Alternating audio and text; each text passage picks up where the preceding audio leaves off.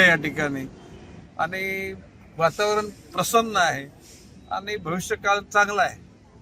आज गणेश नाईक गणपती बाप्पाच्या दर्शनाला आले. गणेश नाईक लवकरच ठाणे जनता दरबार घेणार होते. कधी घेणार होता? ठाण्याचं कधी? बघा, बाब अशी आहे की आता काल माझी ऑफिशियली ठाणे जिल्ह्याचा संपर्क मंत्री म्हणून नेमणूक झालेली आहे. ओके, पालघरचा पालकमंत्री आहे.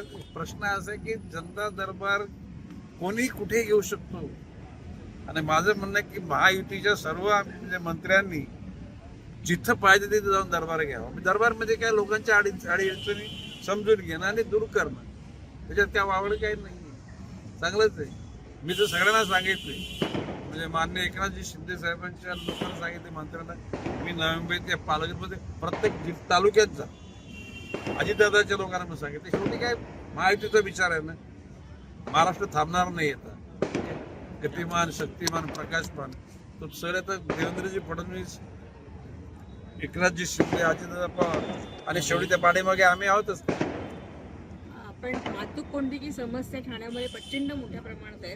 जनता दरबाराच्या माध्यमातून ह्याच्या काही प्रश्नांची उपाय होऊ शकते का? आज आपल्या माहिती सांगतो, मी सकाळी 10 वाजता पालघर रेस्टॉरंटला जाऊन भाईंदर पासून गुजरातच्या बॉर्डरपर्यंत जे ट्रॅफिक जाम होते त्याच्याकरता सर्व वरिष्ठ अधिकाऱ्यांना बोलवलं होतं आणि त्या लोकांनी सांगितले एप्रिल एंड पर्यंत किंवा मिडल मे पर्यंत तो रस्ता परिपूर्ण होईल.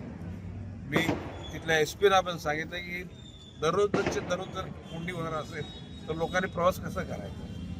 त्यातल्या बरोबर म्हणजे मनोहर वाड्याचा तुमचा रस्ता, त्याविषयी सुद्धा संबंधित अधिकाऱ्यांनी बोललो होतं.